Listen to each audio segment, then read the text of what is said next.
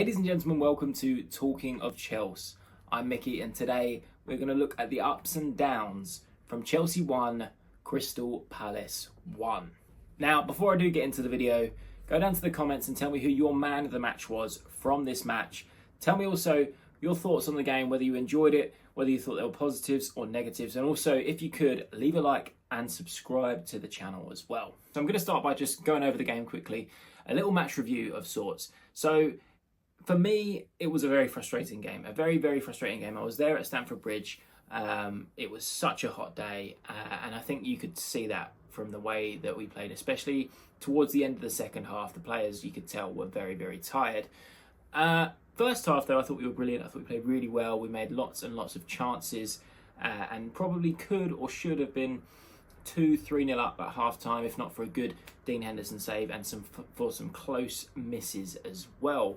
So, yeah, 1-0 at half time, a really nice goal from Chelsea, brilliant counter-attack. That's exactly what we want to see from our attack this season. That those fast breaks, those counter-attacks where you've got four men streaming forward against three defenders. We dealt with it really well. Palmer played a lovely ball across, and Jackson was there to tap it home for his second goal of the season.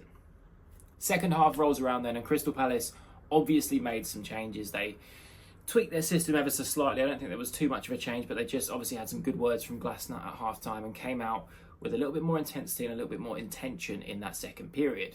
Now, one thing I do want to say is the referee yesterday, I believe it was the Australian Jared Gillett, he had a shocker. I'm not beating around the bush. He had a horrible game. It started 7 minutes in when he gave Pedro Neto a yellow for his first foul of the game.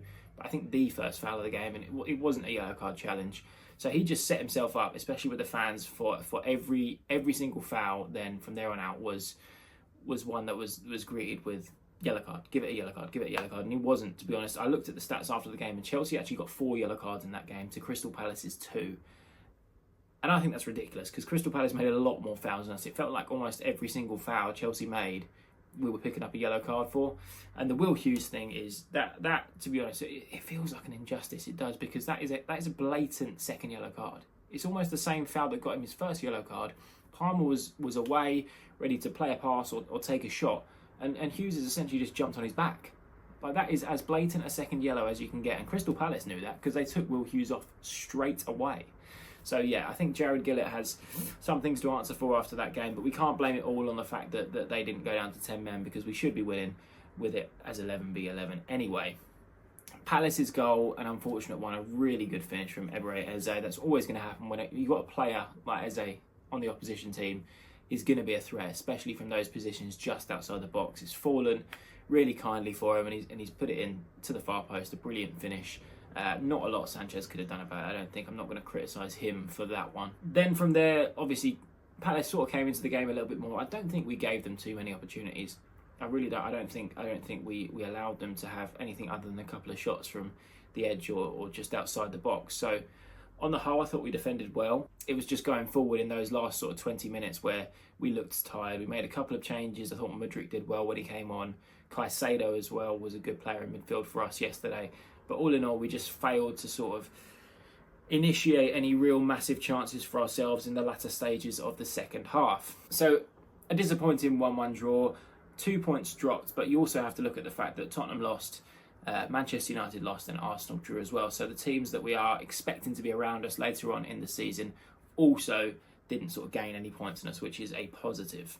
So now it's time for 2 ups and 2 downs from this game. I've only done 2 of each because, to be honest, I couldn't find too much that I really didn't like or too much that I really loved from that game. So I'm going to keep it quite brief, and we're going to start with the downs. Now, for me, the first down has to be the second half performance as a whole, because it was so different from how he played in the first half.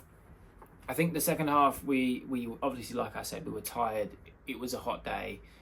We sort of ran out of ideas a little bit. And as I mentioned in my TikTok, if you saw it, the pitch at Stamford Bridge is really small. It's very narrow and very short, one of the smallest pitches in the league. And it really doesn't help us going forward, because it allows teams who want to come and play a low block when they're trying to defend us to do that really compactly and still not leave a lot of space out wide. So whereas on a larger pitch, if you have a 5-back and they're defending as compactly as Crystal Palace were, there's going to be lots of space on either flank. But at Stamford Bridge, they can do that, and there's still only like 2 or 3 metres. So it just meant that that we didn't have really the space to run into or to attack those areas and get a ball into the box or get a shot away. So I think, yeah, as a whole, the second half wasn't great. Maresca's substitutions slightly confused me. I don't quite know why we waited so late to bring on Christopher Nkunku, because I think when he came on the pitch, he was probably one of the better players on the field. He was really making stuff happen, created a nice chance for Nicholas Jackson with a great chested touch from João Felix before that, and also could have had potentially a shot for himself, but just held onto the ball for a little bit too long. So yeah, the substitutions were a little bit strange, and the overall performance for me just slightly frustrating. The next down then, I'm going to give it to the attack. I don't want to specify any specific players.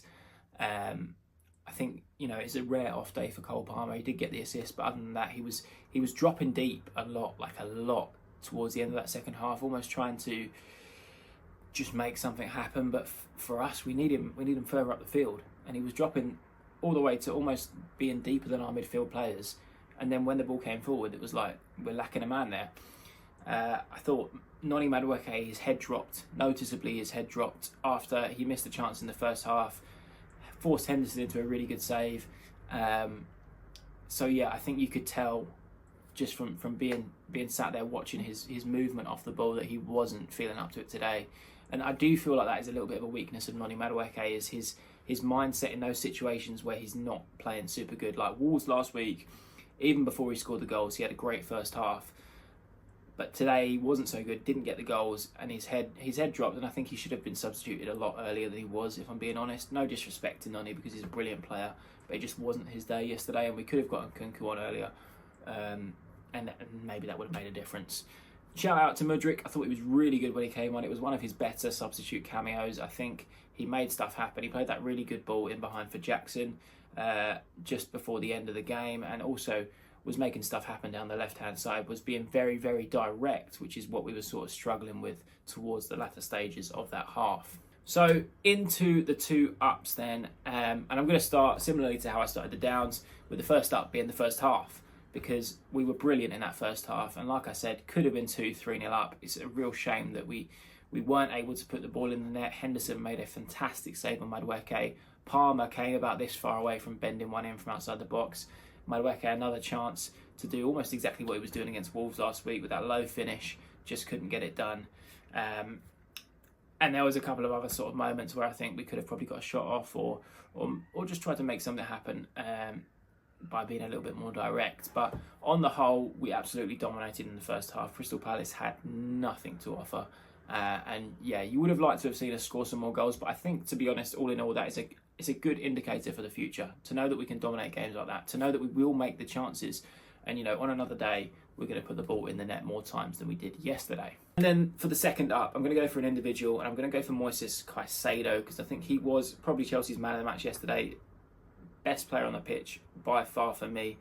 He dominated in that midfield. He was getting his toes on everything. He was making so many important challenges and just working really, really hard. I think without him in there breaking down some of the Palace attacks like he did, we would have faced more problems than we did in the end. I'm putting him as an up because there's been some questions over some of his performances, especially against Wolves last week. In the first half, lots of people were saying, you know, maybe he's not at his best at the moment, but I think yesterday was an indication of the level he's at, and it was a solid level for Chelsea. And I think if he can keep playing like that, and we can pick it up a little bit more with Enzo and the return of Romeo Lavia after the international break, we're going to really dominate a lot of midfield battles this season in the Premier League. So yeah, all in all, a little bit of a short video here because, to be honest, the game was frustrating, but I don't feel like there was a huge amount to talk about. I'm not going to sit here and be really negative about the performance because I didn't think it was a particularly negative performance like a lot of people are seeing. I'm not going to rant like I did on TikTok. If you do want to see my more ranty video where I'm talking about how I feel about some of the reactions from the Chelsea fans, then go over to Talking of Chelsea on TikTok and have a look at that and let me know what you think. But yeah, in terms of the game, like I've said many times, frustrating, 2 points dropped, but also not one to get super hung up on. We have to look forward to the next game away to Bournemouth on the 13th of September, I believe, so just after the international break, 8 p.m. Saturday night kickoff. So we love a night game, Chelsea, so I've got high hopes for that one, and hopefully we can pick up 3 points there. Like I said, let me know in the comments your thoughts on the game, your thoughts on these ups and downs. What were your ups and your downs? Were there any players you weren't impressed with or you particularly enjoyed the performance of? Let me know in the comments, and make sure to leave a like and subscribe to the channel for more. Take care.